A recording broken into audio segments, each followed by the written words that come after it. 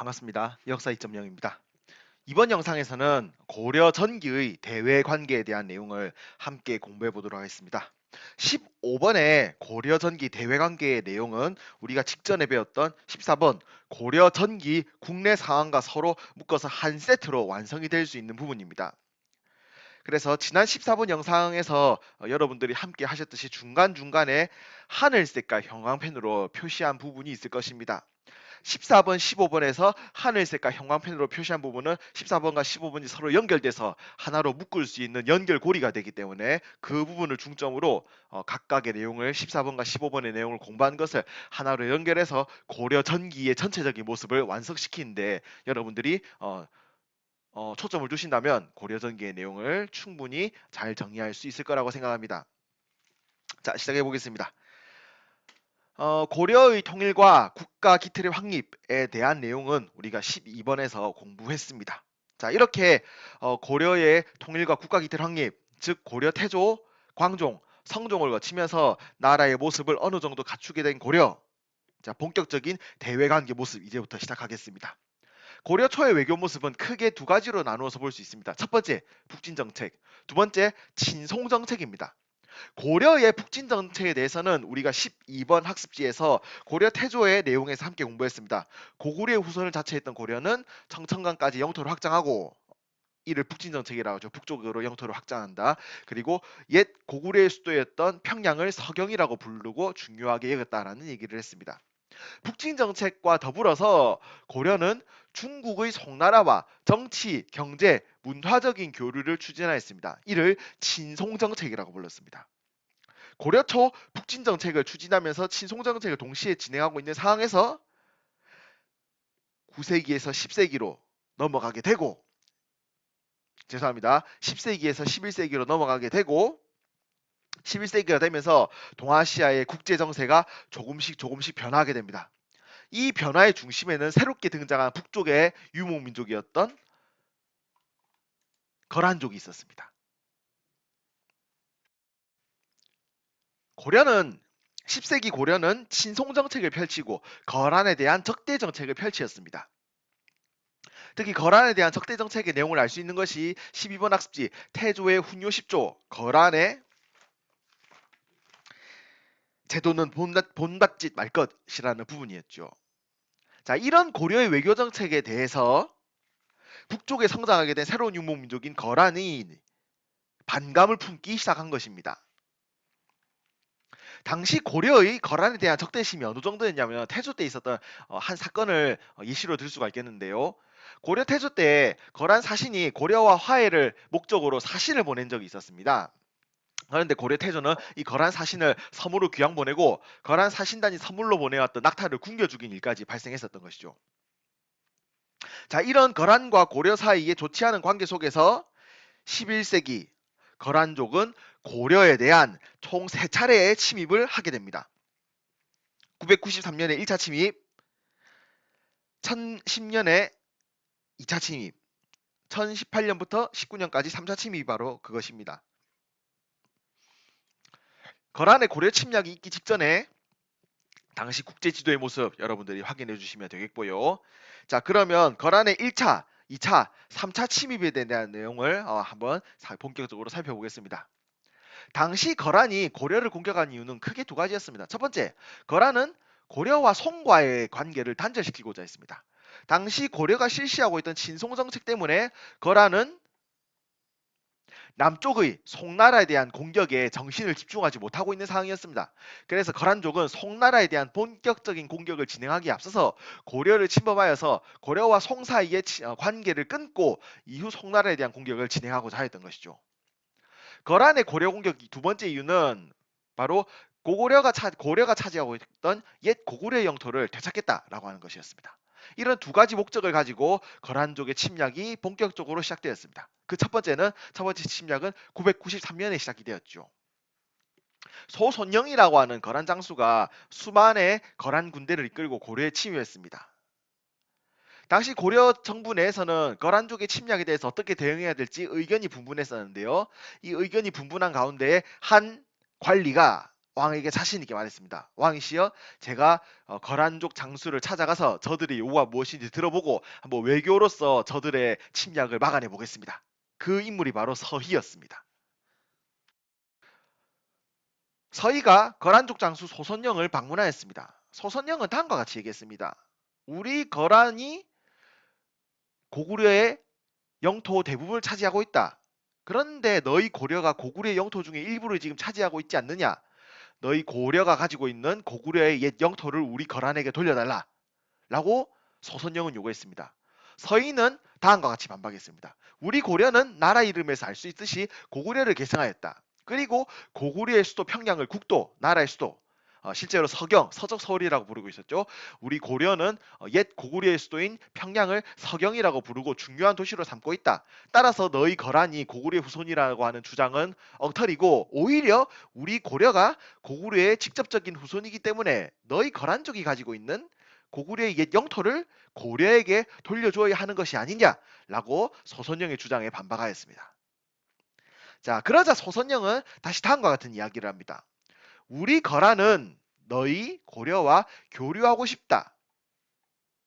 너희 고려는 우리 거란과 훨씬 가까움에도 불구하고 교류하지 않고 바다 건너 송나라와 친하게 지내고 있으니 이것은 옳지 않은 처사다 라고 이야기를 합니다.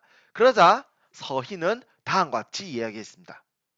고려와 거란 사이에 위치하고 있는 여진족이 고려와 거란 사이에 교류를 방해하고 있기 때문에 우리 고려가 거란을 방문하지 못하고 송나라와 교류하고 있는 것이다. 따라서 고려와 거란 사이에 있는 여진족을 쫓아내고 이들이 차지하고 있는 남동강유역의 땅에 성을 쌓게 되면은 우리 고려는 거란과 정식으로 외교 관계를 맺겠다라고 소선영의 주장에 대해서 반박합니다. 그리고 이러한 말싸움 끝에 거란족의 장수였던 소선영은 서희의 주장이 옳다라고 하는 것을 인정하고 거란의 군사를 그대로 되돌려서 물러가게 됩니다. 그리고 한 가지 약속을 합니다. 고려가 여진족을 몰아내고 그 영역을 차지하는 것에 간섭하지 않겠다. 대신 이후에 고려가 여진족을 몰아내고 영역을 확보한 이후에 거란과 교류하도록 하자. 그리고 고려는 알겠다고 합니다. 거란족을 외교술로 몰아낸 고려는 이후 여진족이 차지하고 있던 압록강 유역의 땅을 공격하게 되고 그 결과 강동육주라고 하는 지역을 차지하게 됩니다. 학스티 뒷면 지도를 보시면 왼쪽이 강동육주의 위치가 나와 있습니다. 용주, 흥화진, 철주, 귀주, 통주, 곽주가 바로 그것입니다. 서희의 외교술은 거란족 소선영의 10만여 명의 군대를 피 한 방울 흘리지 않고 말로써 언변으로서 쫓아낸 우리 한국 역사상 가장 성공적인 외교 전술의 승리이기도 하였습니다. 자, 이 서희와 소선영 사이의 치열한 외교전의 내용을 담은 사료가 고려사의 기록으로 남아 있습니다. 소선영의 주장에 대해서 서희가 반론을 하고 있는 부분이 보일 겁니다. 우리나라가 곧 고구려의 옛 땅이다. 국호를 고려라고 평양이 도읍했다. 만약 여진을 내쫓고 우리 옛 땅을 되찾아 성과 요새를 쌓고 도로를 만들면 어찌 교빙하지 않겠는가. 교빙, 교류하다라는 뜻입니다. 교류하지 않겠는가. 서희의 외교에 대한 기록 내용 여러분들 확인해 주시기 바랍니다. 자, 1차 침입, 서희의 외교 담판, 고려의 강동육주 획득의 과정을 거치면서 거란과의 첫 번째 전쟁은 막을 내렸습니다. 하지만 이후에도 고려는 거란과 교류하지 않았고 거란은 1010년에 2차 침입 그리고 1018년에 3차 침입을 감행하기 이릅니다. 그리고 거란족의 3차 침입에 맞서서 고려군은 강감찬이 귀주에서 큰 승리를 거두게 됩니다. 이를 강감찬의 귀주대첩이라고 부릅니다. 거란족의 3차 침략을 맞서 싸웠던 강감찬 장군의 귀주대첩에 대한 사료 여러분들이 확인해 주시기 바랍니다. 자, 이런 세 차례에 걸친 거란족의 침략과 고려의 성공적인 격퇴로 인하여 다음과 같은 결과가 발생하였습니다. 첫 번째, 동아시아의 주요 국가였던 고려, 송, 거란 사이의 세력 균형이 이루어졌습니다. 거란의 본래 목적은 고려를 공격하여 송과의 친송 관계를 끊고 이후 송나라를 공격하는 것이었습니다. 하지만 고려를 굴복시키는데도 실패하였기 때문에 거란족은 더 이상 송나라를 공격할 수도 없었고 다시 고려를 공격할 수도 없게 되었던 것이죠. 이리하여서 동아시아 3국 사이에 세력 균형이 이루어지게 되었습니다. 그리고 두 번째 결과, 천리장성 축조가 이루어집니다. 고려는 거란족의 세 차례에 걸친 침략을 막아낸 이후 북방유목 민족의 침입을 막기 위해서 거대한 장성을 샀습니다. 이를 천리장성이라고 하는데요.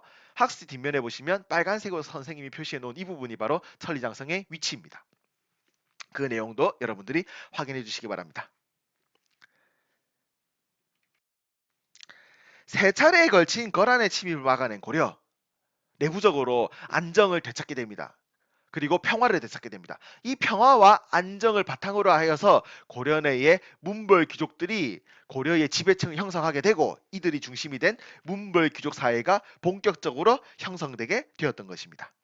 14번 학습지에서 문벌귀족 사회에 대한 내용은 우리가 함께 살펴보았고, 문벌귀족 사회가 발전하다가 결국 그 내부에 사회 모순이 발생한다 라고 하면서 문벌귀족 사회에 대한 내용을 14번에서도 마무리를 지었었죠. 자, 다음 고려의 대외관계는 여진족과의 충돌입니다. 12세기 초인 1104년 북쪽에서 세력을 성장시킨 여진족은 천리장성 부근까지 남쪽으로 내려오게 됩니다. 그리고 고려와의 군사적 충돌이 발생하게 되지요. 1104년에 있었던 여진군과 고려군 사이의 충돌에서 고려군은 패배하게 됩니다. 고려의 장수였던 윤관은 고려군이 여진족에게 패배했던 이유를 다음과 같이 분석했습니다. 고려군은 보병, 걸어다니는 병사 위주로 구성되어 있는 반면에 여진족은 기병, 말을 타고 달리는 병사 위주로 구성이 되었기 때문에 우리 고려군이 불리했다라고 말이지요. 이렇게 불리한 점을 분석한 윤관은 여진족과의 다음 충돌을 대비하면서 우리 고려군도 여진족에 맞서 싸울 수 있는 특수부대를 편성해야 된다고 주장했습니다. 이 윤관의 건의로 편성된 여진족을 대비한 특수부대의 이름이 별무반이고, 이 별무반이 중심이 되어서 1107년 고려는 다시 한번 여진과의 전쟁을 시작합니다. 그리고 이때의 전쟁에서 고려군은 여진족을 물리치고 영토를 크게 확장하게 됩니다. 별무반의 사료 내용 여러분들이 확인해 주시기 바랍니다. 그리고 학습지 뒤쪽에 별무반의 편성 사료, 그리고 윤관의 여진정벌 사료도 확인해 주시기 바랍니다. 여진과의 전쟁에서 크게 영토를 확장한 고려는 동북쪽 지역에 9개의 성을 축조합니다. 이를 동북구성이라고 하는데요. 아직 이 동북구성의 정확한 위치가 학계에서 정해지진 않았습니다. 다만 여진과의 전쟁에서 별무반을 앞세운 고려군이 크게 영토를 확장했다. 그래서 동북구성을 축조했다라는 사실은 확실하게 합의가 되어서 내려오고 있습니다. 자, 하지만 이후 동북구성을 빼앗기고 세력이 축소되었던 여진족이 다시 고려를 찾아와서 부탁합니다. 우리 여진이 앞으로 고려에 대해서 조공, 물건을 바치고 섬기겠다라고 약속을 하는 거죠. 그 대신에 동북구성을 반환해주면 우리 여진족은 너희 고려를 건드리지 않겠다라고 저들은 청하였습니다. 그리고 이런 여진과의 약속의 여진의 부탁을 고려 정부는 받아들여서 여진의 조공을 받는 대신 동북구성, 고려가 확장했던 영토를 1109년에 반환하게 되었습니다. 자, 이리하여서 고려와 여진 사이에 다시 평화가 찾아온 듯 하였습니다. 한편 이 시기 즈음에 고려 국내에서는 우리가 14번 학습지에서 배웠던 이자겸의 난이 발생하고 있었습니다. 14번 학습지에서 배웠던 이자겸의 난 발생을 하게 되었습니다. 이자겸이 권력을 완전히 독점하게 되었다. 그리고 이자겸이 권력을 장악한 이후에 금과 군신 관계를 체결했다 라고 14번 학습지에서 함께 이야기를 했었는데요. 자, 14번 학습지에서 하늘색 형광펜으로 표시했던 금과 군신 관계 체결 부분이 15번 학습지, 자, 금관 군신 관계 체결 연결이 됩니다. 고려에게서 동북구성을 되찾은 여진족은 다시 한번 그 세력을 성장시키게 됩니다. 그리고 스스로 나라를 건국하게 되는데요. 여진족이 건국한 나라를 이제 금나라라고 합니다.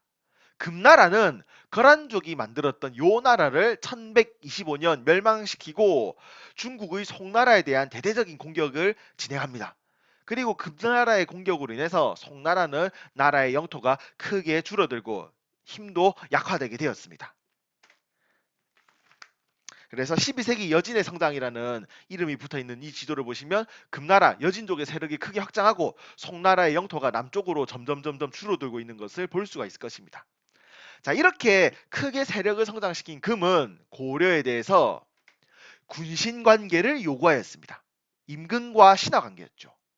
그리고 금나라의 이 군신 관계 요구에 대해서 이자겸은 받아들이겠다라는 입장을 취하게 됩니다. 14번 학습지도 다시 보시죠. 14번 학습지를 보시면 이자겸이 권력을 장악했다. 그리고 금과 군신 관계를 체결했다. 부분이 나옵니다. 14번에서 말이죠. 14번에서 바로 이 부분에서 연결이 되는 겁니다. 이자겸은 금나라와 괜히 대립관계를 형성했다가 자신이 권력을 금나라와 전쟁을 하고 그 과정에서 자신이 권력을 잃느니 차라리 금의 군신관계를 받아들이고 자신의 권력을 안정적으로 유지하는 길을 택했던 것이죠. 그리하여서 고려와 금 사이에서는 군신관계가 만들어지게 되고 고려는 금나라의 신하 나라가 되었던 것입니다. 이후 이자겸의 난이 진압되고 이자겸은 사망합니다. 우리는 14번 학습지에서 이자겸의 난 이후 발생했던 묘청의 서경천도 운동에 대해서 공부했습니다. 다시 또 14번을 보겠습니다. 14번의 묘청의 서경천도 운동을 보시면 금과 고려 사이 군신관계가 맺어진 상황 속에서 개경파와 서경파가 대립했다. 그 과정 속에서 금나라에 대한 정책에 대한 의견 차이가 나타났다라는 부분이 나올 것입니다. 우리가 14번에서 공부했던 묘청의 서경천도 운동이 15번에 있는 금과의 이 군신관계 체결 속에서 앞으로 고려가 어떻게 나아갈 것인가를 놓고 벌어졌던 고려 내부의 사건이었던 것이죠. 그리고 여러분이 14번 학습지에서 공부했듯이 묘청의 서경천도 운동은 금에 대한 사대를 계속해서 주장했던 개경파의 승리로 끝이 나게 됩니다. 자, 14번에서 공부했던 내용 계속 한 번 더 얘기하겠습니다. 하지만 묘청의 서경천도 운동이 실패로 끝난 이후에도 문벌귀족 사회의 모순점은 계속해서 심화되었고 결국 1170년에 발생한 무신정변을 계기로 무신정권이 성립한다 라고 하면서 14번 학습지를 우리가 마무리 지었습니다. 15번 학습지도 똑같이 이렇게 마무리를 지으면 됩니다. 자, 여러분 14번과 15번의 학습지를 동시에 옆으로 펼쳐보시기 바랍니다. 14번 학습지에 있는 자, 기울임체 부분 위에서부터 고려초 외교, 거란의 침입, 여진과의 충돌, 금과 군신관계 체결, 무신정변 부분 15번 학습지의 기울임체인 문벌귀족 사회 형성, 이자겸의 난, 묘청의 서경천도운동, 무신정권 이 두 부분을 연결고리로 해서 14번과 15번을 합치면 고려 전기 한 세트로 완성시키고 여러분의 공부 내용도 깔끔하게 정리할 수 있을 것 같습니다. 14번과 15번을 직접 연결해서 하나의 큰 흐름으로 정리하는 것은 여러분의 몫으로 넘기도록 하겠고요. 이렇게 해서 15번 학습지 고려 전기의 대외관계까지 마무리를 해서 고려 전기는 끝이 났습니다. 자, 다음 영상 16번에서는 고려 후기 국내 상황에 대한 내용을 함께 공부해 보도록 하겠습니다. 이번 영상은 여기서 마무리 짓고 고려 후기 내용 계속 진행하도록 하겠습니다. 수고하셨습니다.